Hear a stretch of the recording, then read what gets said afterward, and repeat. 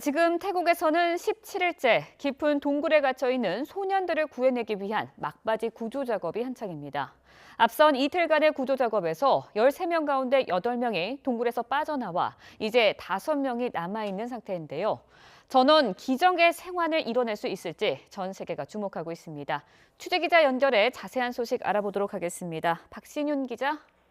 네, 국제부입니다. 네, 4일째 구조 작업이 재개됐습니다. 현재 나머지 5명에 대한 구조 작업이 진행되고 있다고요? 네, 그렇습니다. 현지 시각으로 오전 10시 8분쯤, 우리 시간으로는 정오가 조금 넘어 동굴 주변에서 대기 중이던 구조대원들이 다시 동굴 안으로 진입했습니다. 약 4시간 가까이 지났는데 지금까지 추가 구조 소식은 아직 들려오지 않고 있습니다.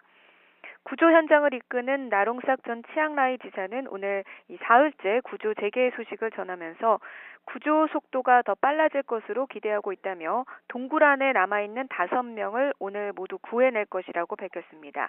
현재 동굴에는 소년 4명, 코치 1명이 남아 있습니다.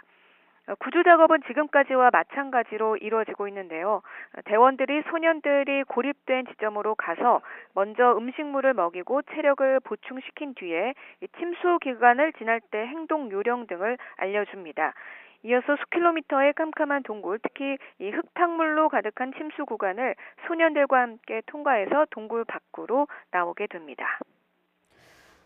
네, 나머지 5명의 구조가 성공을 한다면 전원 구조에 성공하게 되는 건지 언제쯤 그 소식을 들을 수 있을까요?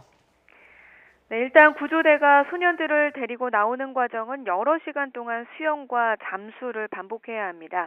5명이 또 한꺼번에 빠져나오는 게 아니라 차례차례 구조가 이루어지는데요.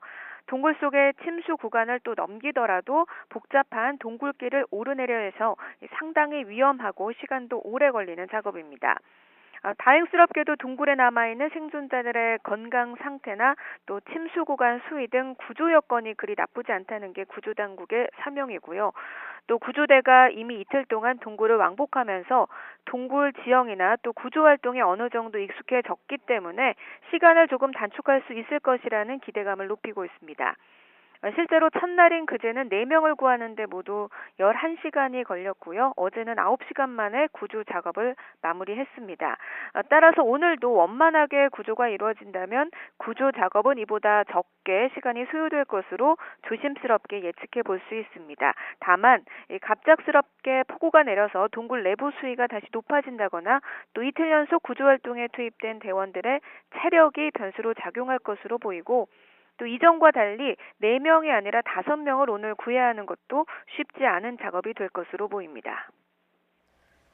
네, 정말 악조건 속의 구조 활동인데요. 앞서 구조된 8명의 건강 상태 어떻다고 합니까? 네, 다행히 먼저 구조된 소년 8명 모두 정신적으로 또 육체적으로 건강한 상태라고 태국 보건당국이 밝혔습니다. 태국 공중보건부 사무차관이 오늘 치앙라이 병원에서 기자회견을 열었는데요. 8명 모두 건강하고 열도 없다면서 모두 정신적으로도 양호하다고 말했습니다. 애초 첫날 구조된 4명 가운데 2명이 폐렴 의심 증세가 있었고 또 1명은 저체온으로 심장 박동이 불규칙한 상태였는데요. 현재는 안정을 찾은 것으로 전해졌습니다. 다만 구조된 아이들은 아직까지 감염 가능성 때문에 가족과 함께 지내지는 못하고 있고 유리 칸막이를 사이에 두고 만나고 있는 것으로 알려졌습니다. 동굴 전문가들은 이렇게 8명을 무사히 구한 것이 기적과도 같은 일로 평가를 하고 있습니다. 때문에 오늘 나머지 5명도 무사히 구해낸다면 이 국적을 초월한 전문가들의 힘을 합쳐서 일궈낸 구조활동 역사상 보기 드문 쾌거로 기록될 것으로 보입니다. 지금까지 국제부에서 전해드렸습니다.